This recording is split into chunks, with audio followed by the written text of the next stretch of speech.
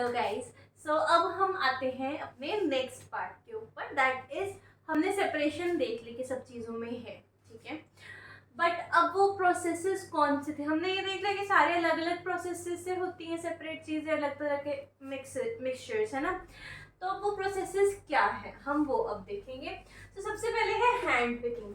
अब आप एक एग्जांपल लो कि आपके पास एक सैंड का एक आपने एक प्लेट में एक सैंड को रखा हुआ है, ठीक है। उसके बीच में आपने स्टोन्स रखे हुए हैं, उसको आप सिंपली हैंड से उठा के अलग कर सकते हो, राइट। क्योंकि सैंड के जो पार्टिकल्स हैं वो बहुत छोटे हैं और जो स्टोन के पार्टिकल्स हैं वो आप इजीली उनको निकाल सकते हो क्योंकि वो बड़े हैं, लार्ज पीसेस हैं, ठीक है। तो that is the process of hand picking, that is to separate larger sized impurities like dirt, stone, husk, right? और ये हैंड पिकिंग हम स्मॉल क्वांटिटीज के लिए ही कर सकते हैं, क्योंकि अगर आप सोचो आपके पास क्विंटल कोई भी मटेरियल पड़ा है जिसको आपने उसको फिल्टर करना है, उसमें से इम्प्योरिटीज निकालनी है, ठीक है। तो अगर आप उसको हाथ से पिक करने बैठोगे तब तो बस वही करते रह जाओगे और तो कुछ भी नहीं होगा, राइट। तो अगर आप बहुत ज्यादा क्वांटिटी को हैंड पिकिंग से कर रहे हो सेपरेट, तो that will be a very tedious task, right. Then we come on to the next, that is threshing. Threshing क्या होती है, अब मैंने बताया था आपको ग्रेन के बारे। ग्रेन को जब हम स्टॉक से अलग करते हैं, स्टॉक क्या होता है, आपने इसका कनक का, गेहूं का प्लांट देखा है, राइट। उसमें उसको हम कैसे उसमें से सीड निकालते हैं। हम क्या करते हैं कि पहले जो ग्रेन के स्टॉक्स होते हैं उनको इकट्ठा करके बांध के फील्ड्स में रख देते हैं सन ड्राई होने के लिए। उसके बाद उसको बीट करते हैं, ठीक है, बीटिंग करते हैं ऑफ द स्टॉक्स, या फिर उसके ऊपर बुलक के साथ हम उसको क्रश करवा देते हैं। क्यों करते हैं, ताकि उसमें से जो स्टॉक में से ग्रेन जो है वो सेपरेट होके अलग निकल जाए, ठीक है। तो वो उस प्रोसेस को हम बोलते हैं separation of grain from stalk, को हम बोलते हैं threshing with the help of beating the stalks और with the help of bullocks, ठीक है। बुलक्स को उसके ऊपर चलाते भी हैं इस प्रोसेस के लिए। Next we come on to winnowing. अब हमने स्टॉक से तो अलग कर लिया, बट फिर भी जो ग्रेन्स होते हैं, जो कनक के दाने होते हैं, उसके साथ कुछ स्ट्रॉ लाइक कुछ हल्के हल्के से वो फाइबर जैसे होते हैं, आपने देखा होगा, पंजाबी में उसको तूड़ी भी बोलते हैं, हस्क इंग्लिश में बोला जाता है, ठीक है। तो वो बहुत ही ज्यादा लाइट पार्टिकल्स होते हैं, ठीक है, होते वो स्ट्रॉ की तरह ही हैं, ठीक है, बहुत लाइट होते हैं, ठीक है, फाइबर्स होते हैं बेसिकली तो वो ग्रेन के साथ होते हैं। तो उसको सेपरेट हम कैसे करेंगे, the process is known as winnowing. Winnowing में क्या होता है, आपने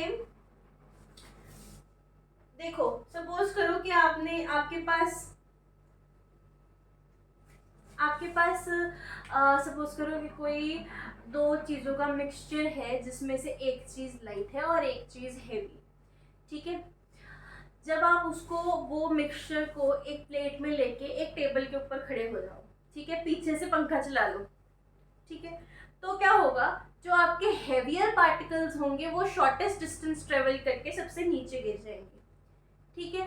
जो लाइटर पार्टिकल्स होंगे वो हवा के साथ, जो पीछे से हवा आ रही है वो हवा के साथ आगे को जाएंगे, ठीक है, और वो आगे जाके थोड़ी हीप बनाएंगे, एक पैराबोला बना के ऐसे करके, जैसे आप यहाँ पे खड़े होके फेंक रहे हो, ठीक है, यहाँ आपकी प्लेट है, तो जो तो हैवियर पार्टिकल होगा वो तो सीधा यहाँ गिरेगा बिल्कुल आपके पास शॉर्टेस्ट डिस्टेंस पे, ठीक है। जो लाइटर पार्टिकल होगा वो ऐसे पूरा पैराबोला बनाएगा, इसको पैराबोला बोलते हैं, ये आप आगे करोगे ग्राफ में, मैथ्स में। तो यहाँ पे जो पाइल बनेगी वो होगी आपकी लाइटर पार्टिकल्स की, ठीक है। अब विनोइंग में क्या होगा, विनोइंग में जो ग्रेन्स है वो हैवियर पार्टिकल है और जो हस्क है वो लाइटर पार्टिकल है, ठीक है। तो जहां आप खड़ोगे उसके बिल्कुल पास में जो हीप बनेगी वो बनेगी ग्रेन्स की, राइट, और जो दूर बनेगी वो बनेगी हस्क की।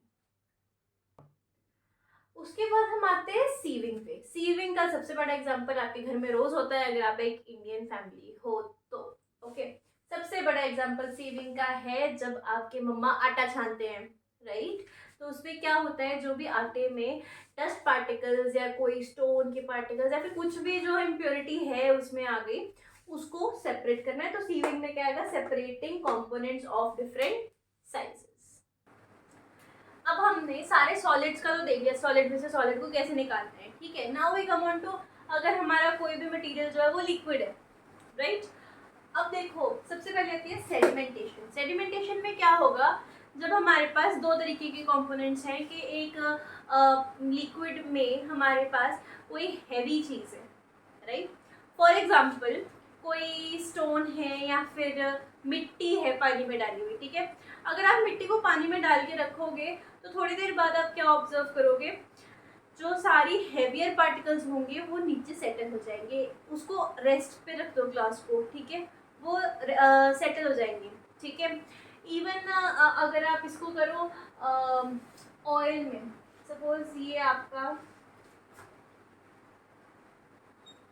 Suppose this is a beaker, ठीक है, इसमें यहाँ तक पानी है, राइट, यहाँ तक पानी है इसमें।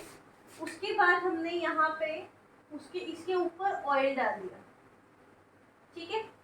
अगर हम इसको मिक्स भी करें, ठीक है, मिक्स भी करते हैं तो ये वापस से यहाँ पे ऊपर वाली साइड ये दूसरी लेयर ही बनाएगा ऑयल, ठीक है।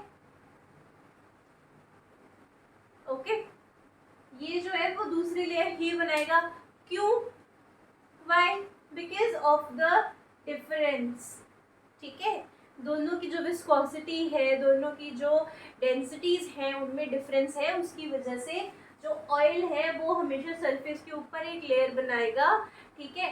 और इसको आप सिंपली डिकेंटेशन क्या है, वाटर को रिमूव करना। अब जैसे सपोज आपका ये आपका वाटर है, ठीक है, इसमें ये नीचे आपके सेडिमेंट्स आ गए, ठीक है, कोई भी स्टोन, पेबल, मिट्टी कुछ भी है, ठीक है। तो अगर आपको इसको सेपरेट ही रखना है, इन दोनों को सेपरेट कैसे करोगे, आप इसमें से पानी जो है वो निकाल दो, ठीक है। This removal of water is called decantation. Okay, sedimentation के बाद जो आप वाटर रिमूवल करोगे दैट इज कॉल्ड डिकेंटेशन। और यहाँ पे भी जैसे आप ऊपर वाली लेयर ऑयल की है इसको अलग कर दोगे, that is also part of decantation. Okay, then we come on to filtration. अब हमने सेडिमेंटेशन देख ली, डिकेंटेशन देख ली।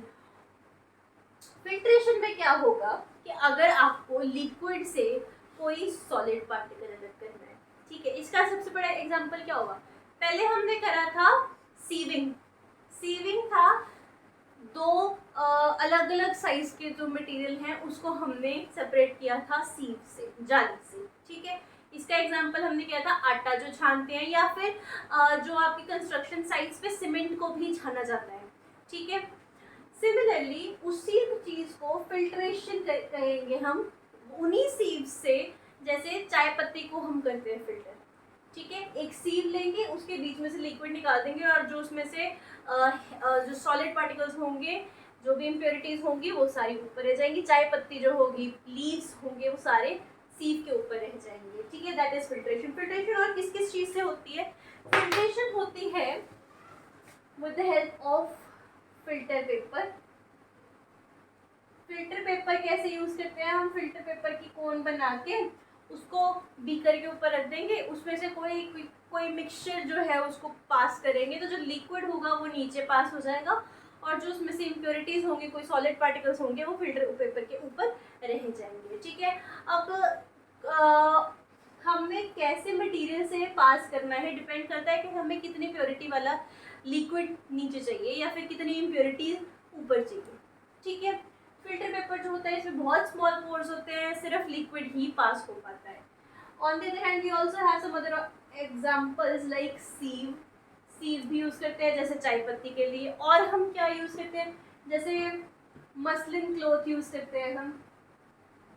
मसलिन क्लॉथ हम बहुत एक्सपेरिमेंट्स में यूज़ करते हैं जिसमें हमने लिक्विड पास करना हो और नीचे लिक्विड रह जाएगा और ऊपर वाली साइड जो है हमारा सॉलिड सब्सटेंस आ जाएगा। मसलिन क्लॉथ और कहाँ पे यूज होगा, ये यूज होता है कर्डलिंग के टाइम, जब आपका पनीर बनता है, पनीर फॉर्मेशन में, पनीर मेकिंग में मसलिन क्लॉथ यूज करते हो आप। जो उसका लिक्विड होगा वो वहाँ से निकल जाएगा, वो हम ड्रेन कर देंगे, और जो मसलिन क्लॉथ के ऊपर होगा वो आपका पनीर बन जाएगा with the passage of time. Okay.